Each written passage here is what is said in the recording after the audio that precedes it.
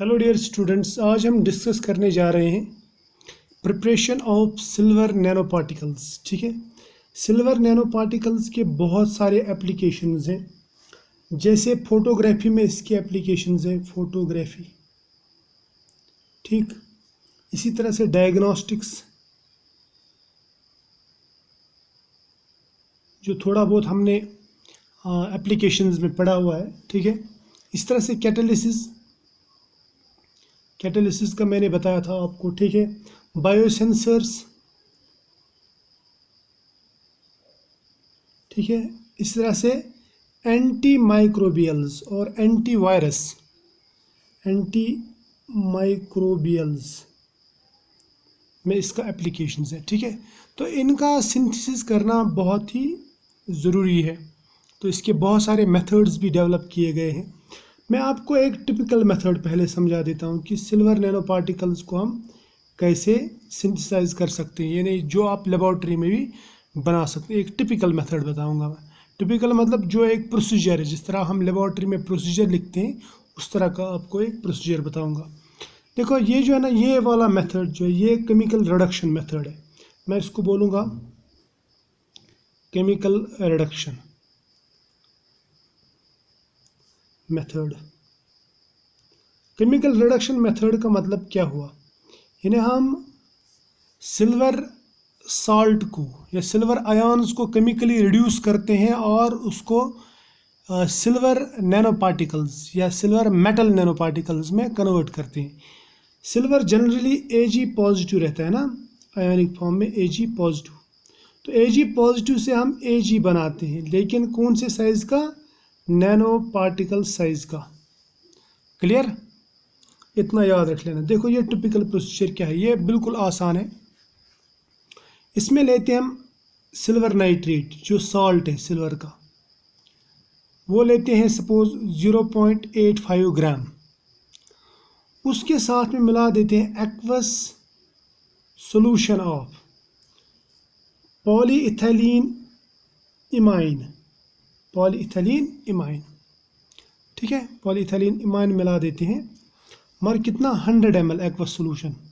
और वो लेते हैं हम 0.858%। इसका मतलब ये हुआ कि 0.85 जो अगर हम ग्राम्स लेंगे पॉलीइथाइलीन अमाइन के, बाकी जो ग्राम्स रहेंगे 100 ग्राम्स में से इतने ग्राम्स इसके लेते हैं पॉलीइथाइलीन अमाइन के, बाकी ग्राम्स वाटर के लेते हैं।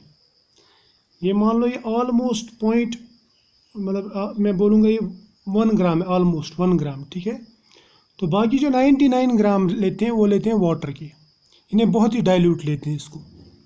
क्लियर? ये पॉलीमर है। इसके बाद में क्या करते हैं, इन दोनों को मिक्स करके इसको स्टेरिंग करते हैं। स्टेरिंग, और कितनी देर के लिए स्टेरिंग करते हैं हम? 2 मिनट के लिए, ताकि ये होमोजेनाइज हो जाए। क्या हो जाए? होमोजेनाइज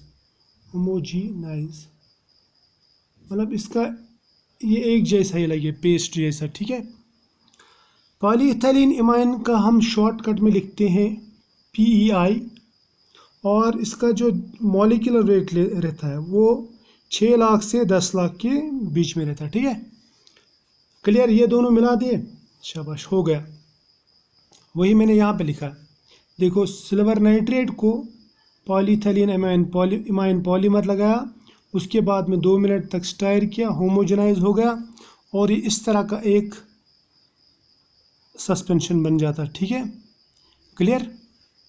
मतलब ये पॉलीमर सिल्वर का एक सोल्यूशन मान लो बन गया। ठीक, एक पेस्ट बन गया। राइट? अभी तक इस पॉलीमर में ये सिल्वर आयन्स, ये जो आपको रेड कलर की दिख रहे हैं ना, ये एक्चुअली Ag पॉजिटिव आयन्स है। ये इसमें ट्रैप हो जाते हैं। राइट? ट्रैप, इसका मतलब बताऊंगा मैं ये क्यों करते हैं हम। ट्रैप करने के बाद में इसमें लगाते हैं हम रिड्यूसिंग एजेंट। रिड्यूसिंग एजेंट क्या यूज़ करते हैं हम? रिड्यूसिंग एजेंट करते हैं हम फॉर्मल्डिहाइड यूज़, HCHO, फॉर्मल्डिहाइड। और फॉर्मल्डिहाइड कितना लेते हैं? वो लेते हैं हम 1 ml, 1 ml लेते हैं, और 35% सोल्यूशन, यानी अगर मैं वाटर और फॉर्मल्डिहाइड का सोल्यूशन बना दूं, उसमें सपोज़ मैं वॉल्यूम परसेंट लेता हूं, उसमें 35 ml लेता हूं मैं फॉर्मल्डिहाइड के और 65 ml वाटर के, तो वो बन जाएगा 100 ml। तो 100 ml सोल्यूशन जो है उसको मैं बोलूँगा ये है 35% बाय वॉल्यूम मगर, ठीक है, सोल्यूशन ऑफ HCO। अब ये HCHO क्या है? ये है फॉर्मल्डिहाइड और ये है रिड्यूसिंग एजेंट। मैं इसको लिखूँगा, ये रिड्यूसिंग एजेंट, ये नहीं रिड्यूस करता है। किसको रिड्यूस करता है?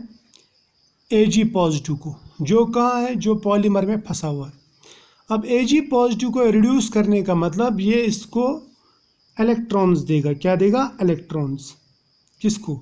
Ag पॉजिटिव को। तो Ag पॉजिटिव कन्वर्ट हो जाएगा Ag में आफ्टर गेनिंग इलेक्ट्रॉन्स। जो कौन प्रोवाइड करता है? जो प्रोवाइड करता है फॉर्मल्डिहाइड। अब देखो इस तरह हो जाता है ये, तो हमें मिल जाता इस तरह का एक, ठीक, लाइट येलो कलर्ड सस्पेंशन मिल जाता है हमें, ठीक, क्लियर। तो इस सस्पेंशन में ये पॉलीमर है और इस पॉलीमर में फंसे हुए हैं silver nano particles, silver nano particles, ठीक है, क्योंकि हर एक नैनो पार्टिकल बहुत सारे एटम्स का बना हुआ रहता है, ठीक है। तो सिल्वर नैनो पार्टिकल्स मिल जाते हैं हमें, राइट। अब ये तो एक जनरल मेथड था जो मैंने आपको बताया, इसका प्रोसीजर बताया। अब इसमें हमें देखना है कि पॉलीमर का क्या यूज़ है। पॉलीमर इन नैनो पार्टिकल्स को स्टेबलाइज करता है। क्या करता है? स्टेबलाइज, या मैं बोलूँगा इनको प्रोटेक्ट करता है। सो पॉलीमर जो है, जो PEI पॉलीमर है, ये है प्रोटेक्टिंग एजेंट, प्रोटेक्टिंग एजेंट, या मैं इसको बोलूँगा कैपिंग एजेंट। कैपिंग करता है यानी इसको ऊपर से लपेट देता है। अगर ये ऐसा नहीं होगा, फिर ये नैनो पार्टिकल्स जो होंगे सिल्वर नैनो पार्टिकल्स, अगर ये विदाउट कैप होंगे यानी विदाउट प्रोटेक्शन होंगे, तो ये फिर ये एग्लोमरेट हो जाते हैं और बड़े बड़े पार्टिकल्स बनाते हैं जो नैनो साइज़ के नहीं रहते। क्लियर? तो यहाँ तक तो समझ में आया। ये बहुत ही ईजी मेथड था। ये होगा एक मेथड जो मैंने आपको बताया। अब मैं आपको ये मैंने एक प्रोसीजर समझा दिया आपको कि बनाते कैसे। अब मैं आपको दूसरे कुछ मेथड्स बताता हूँ, ठीक है। अब मैं आपको दूसरा एक तरीका बताता हूँ। दूसरा तरीका क्या है? उसमें हम क्या करते हैं, उसमें लेते हैं हम सिल्वर नाइट्रेट लिया, इससे एक्वस सोल्यूशन लिया। अब मैं टिपिकल नहीं बताऊंगा, यानी अब मैं आपको वेट वगैरह ये सब नहीं बताऊंगा, वॉल्यूम नहीं बताऊंगा। अब मैं बताऊंगा जनरल में कैसे बनाते हैं। ये सिल्वर नाइट्रेट लिया, ये सॉल्ट है, इसके साथ में मिला देते हैं हम साइट्रेट, यानी साइट्रिक एसिड का सॉल्ट। साइट्रेट जो है ना, ये दोनों मिलाने के बाद में हमें मिल जाता है Ag नैनो पार्टिकल्स, ठीक। अब इसमें जो साइट्रेट है ये दो फंक्शंस करता है, इसके दो फंक्शंस रहते हैं, इसके दो काम करता है ये 2 in 1 है। क्या क्या? एक तो ये स्टेबलाइज भी करता है, स्टेबलाइजर यानी प्रोटेक्टिंग एजेंट जिस तरह हम कहते हैं। ये दूसरा काम क्या करता है, ये रिड्यूस करता है यानी रिडक्शन करता है। रिडक्शन प्लस स्टेबलाइजेशन दोनों काम एक साथ करता है। और इस स्टेबलाइजर की यानी साइट्रेट की बात कर रहा हूँ मैं। ये जो साइट्रेट है ना, साइट्रेट की कंसंट्रेशन पे शेप और size of nano particles depend करता है। साइट्रेट जो है it's concentration determines shape and size, ठीक है। तो मैं आपको एक साइंटिस्ट की बात बताता हूँ, उसका नाम है पिल्लाई। ये NCL पुणे में थे और बाद में कराईकुड़ी चले गए, वहाँ पे डायरेक्टर बन गए, ठीक है। तो मैं इनसे मिला हूँ, इनके अंडर में मतलब PhD के लिए गया था, लेकिन कुछ कारण की वजह से, हालांकि इनने हाँ बोल दी थी लेकिन मैं नहीं कर पाया, उसकी वजह थी कुछ, वो मैं डिस्कस नहीं करूँगा यहाँ पे। तो ये जो साइंटिस्ट है, बहुत ही मशहूर है। इसने मटेरियल साइंस में, नैनो पार्टिकल्स में या नैनो साइंस में बहुत काम किया है। इसने इन सिल्वर नैनो पार्टिकल्स के ऊपर काम किया और इसने ये कहा कि जो साइज़ रहता है नैनो पार्टिकल साइज सिल्वर्स का और सिल्वर नैनो पार्टिकल्स का या इनका शेप, वो इसकी कंसंट्रेशन पे कैसे डिपेंड करती है। ठीक है, इसने कुछ टिपिकल साइज़ के सिल्वर नैनो पार्टिकल्स बनाए भी और इसने ये कहा कि अगर हम silver ion is to citrate, ये जो कंसंट्रेशन है इनका अगर रेशो हम 1:5 कर दें, 1:5 कर दें, यानी इसको 5 टाइम्स बढ़ा दें, तो ये जो पार्टिकल सिंथेसिस है ये बहुत ही कम टाइम में होती है। कितने टाइम में? ये 20 मिनट्स में, 20 मिनट्स में हो जाती है, 20 मिनट्स में डन हो जाता है। इस मेथड की बात कर रहा हूँ, इससे पहले वाला मेथड नहीं, इस मेथड की। इससे पहले कितना लगता था? अगर हम 1:1 रखेंगे तो फिर बहुत टाइम लगता है, मोर देन 40 मिनट्स। ठीक है, तो इसकी जो कंसंट्रेशन है, साइट्रेट आयन की कंसंट्रेशन यानी रिड्यूसिंग एजेंट की कंसंट्रेशन, वो हमेशा ज़्यादा ही होनी चाहिए। किससे? इससे। ये किसने बताया? पिल्लाई, और इसके साथ में और एक उसका स्टूडेंट था, उसका नाम है कमान। ठीक है, समझ में आया? और इन्होंने ये भी समझाया, इन्होंने ये भी कहा कि अगर हम इक्विमोलर लेंगे यानी बराबर बराबर लेंगे 1:1 रेशो, तब इनकी रिडक्शन अच्छी तरह से नहीं होती और नैनो पार्टिकल्स अच्छी तरह से नहीं बनते।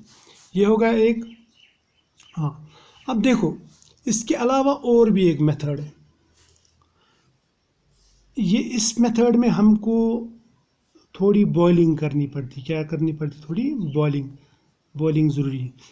अब अगर आप रूम टेम्परेचर की बात करेंगे, RT, एट RT, अगर आप सिल्वर लेंगे, सिल्वर आयन, और उसके ऊपर डालेंगे आप गैलिक एसिड। क्या डालेंगे? Gallic acid. तो ये रूम टेम्परेचर पे होता है और इन वाटर में आप सिल्वर नैनो पार्टिकल्स बना सकते हैं। अब ये जो गैलिक एसिड है ये एक्ट करता है as reducing agent and stabilising agent. और यानी reducing agent, SA mean stabilising agent, दोनों काम करता है। ठीक है, और गैलिक एसिड का जो ऑक्सीडेशन पोटेंशियल है, ऑक्सीडेशन पोटेंशियल, वो है 0.5 वोल्ट। ये याद रखना। Right, clear? तो ये हमारे पास में और एक मेथड आ गया। तो इसमें हमने क्या यूज़ किया? Gallic acid. तो हमें मिल जाएंगे यहाँ पे सिल्वर नैनो पार्टिकल्स, वो भी प्रोटेक्टेड। राइट, अब और एक मेथड है, that is called biological method. ये बहुत ज़्यादा यूज़ किया जाता है सिल्वर नैनो पार्टिकल्स के लिए, और आम तौर पर मैंने देखा कि बहुत सारे लोग इस पर रिसर्च भी करते हैं। ठीक है, तो इसमें क्या करता है, ये जो मेथड है ना, ये इको फ्रेंडली है, यानी एनवायरनमेंट के लिए ये सेफ है, इको फ्रेंडली, और इनसे बेटर है क्योंकि इसमें केमिकल्स का ज़्यादा इस्तेमाल नहीं होता। इको फ्रेंडली बोलूँगा मैं। राइट, आपने जिंगीबर ऑफिशियलीज, मैं बताऊंगा आपको, जिंगीबर ऑफिशियल में बोलूँगा, यानी अदरक नाम सुना ना आपने? अदरक। ठीक है, अदरक लिखूंगा मैं इसको हिंदी या उर्दू में। राइट, तो ये भी यूज़ किया जा सकता है। ये ग्रीन है और एनवायरनमेंट फ्रेंडली क्योंकि ये नेचुरल सब्सटेंस है। अगर आप सिल्वर नाइट्रेट को अदरक में डालेंगे, मैं डायरेक्ट लिखता हूँ अदरक, यानी ये आप साइंटिफिकली लिखना अदरक। तो अदरक ये एक्ट करता है एज रिड्यूसिंग एजेंट। क्या करता है? Act as reducing agent. और दूसरा ये एक्ट करता है स्टेबलाइजिंग एजेंट। तो 2 in 1 है ये। ठीक है, लेकिन आपको याद रखना कि आपको इसका एक्सट्रैक्ट लेना है। जिंगिबर ऑप्शनल का यानी इस अदरक का एक्सट्रैक्ट लेना है, उसमें सिल्वर नाइट्रेट डालो तो ये धीरे धीरे करके, हालांकि रेट थोड़ी स्लो रहती है लेकिन आपको सिल्वर नैनो पार्टिकल्स मिल जाएंगी, Ag नैनो पार्टिकल्स आपको मिल जाएंगी। ठीक, ये समझ में आया। और बहुत सारे दूसरे प्लांट्स भी हैं और कुछ बैक्टीरिया भी हैं। बैक्टीरिया, मैं सभी बैक्टीरिया के नाम नहीं लूँगा, जैसे मैं एक बैक्टीरिया आपको बोलूँगा सीडोमोनास, ठीक है, या मैं बेसिलस, बेसिलस सबटाइटलिस, ये एक बैक्टीरिया है। अगर आप इसको यूज़ करेंगे तो ये भी इसको रिड्यूस भी करता है और स्टेबलाइज भी करता है। इनको सिल्वर आयन्स को, सिल्वर साल्ट को सिल्वर नैनो पार्टिकल्स में कन्वर्ट करता है। और ये 0.5 to 6 नैनोमीटर, 60 नैनोमीटर के नैनो पार्टिकल्स आपको देगा। तो आप इसमें ऐसे प्रिपेयर कर सकते हैं। जबकि अगर आप यहाँ पे ये बनाएंगे तो आपको 5 से 15, यानी इससे जिंगिबर ऑप्शनल से 5 से 15 नैनोमीटर के सिल्वर नैनो पार्टिकल्स मिल जाएंगी। ये जो साइज़ इनका है ना, ये डिपेंड करता है टेम्परेचर पे, pH वगैरह इस पे, तो आप अपने हिसाब से ये सब चीज़ें मेंटेन कर सकते हैं इसमें, राइट। इस तरह से फंजे का भी इस्तेमाल कर सकते हैं आप। फंजे में जो एक फंजे, क्या नाम है उसका, वर्टिसिलियम स्पीशीज़, हाँ फंजे की बात करूँगा मैं।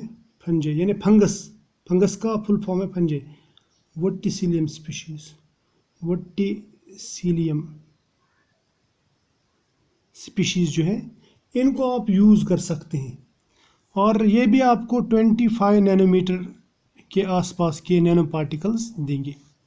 ठीक, अब मैंने आपसे ये कहा कि इसका जो शेप और साइज़ है, shape and size biological method से आप कंट्रोल कर सकते हैं। और ये किस पे डिपेंड करता है, ये शेप साइज़ इनका, ये डिपेंड करता है कंसंट्रेशन ऑफ सॉल्ट, ठीक, ये डिपेंड करता है टेम्परेचर पे, ये डिपेंड करता है pH कैसा है। अगर आप ये सब चीज़ें कंट्रोल कर सकते हैं तो आप इजीली इनके जो साइज़ है, नैनो पार्टिकल साइज़, वो मतलब कंट्रोल कर सकते हैं। इस तरह से एक्सट्रैक्ट कितना है, एक्सट्रैक्ट जो आपने डाला, जैसे प्लांट एक्सट्रैक्ट है या ये माइक्रोबियल एक्सट्रैक्ट डालते हैं आप, तो एक्सट्रैक्ट का कंसंट्रेशन कितना है, उस पे ये सब चीज़ें डिपेंड करती हैं। ठीक है, क्लियर। तो इनके बेसिस पे आप डिफरेंट तरह के मेटल नैनो पार्टिकल्स बना सकते हैं। ठीक है, और आजकल इनको तो छोड़ो, अभी लीफ एक्सट्रैक्ट्स पे बहुत सारा काम किया जाता है। आपने पॉलीएल्थिया लॉन्गिफोलिया नाम सुना होगा, पॉलीएल्थिया प्लांट, तो उसका लीफ एक्सट्रैक्ट भी यूज़ किया जाता है। मैं यहाँ पे लिखूँगा पॉलीएल्थिया, स्पेलिंग आप चेक कर लेना, लॉन्गिफोलिया ये प्लांट का नाम है। तो इसकी लीफ जो वो भी इस्तेमाल करते हैं। यही नहीं, और भी सारे प्लांट्स हैं जिनके लीफ इस्तेमाल किए जाते हैं for the synthesis of silver nano particles. तो ये थे कुछ मेथड्स, सभी मेथड्स मैंने यहाँ पे डिस्कस नहीं किए, कुछ मेथड्स मैंने आपको बताए यहाँ पे, जिनसे आप सिल्वर नैनो पार्टिकल्स सिंथेसाइज कर सकते हैं। ठीक है, तो आज इतना ही। अब मिलेंगे हम नेक्स्ट लेक्चर में, उसमें हम डिस्कस करेंगे गोल्ड नैनो पार्टिकल्स।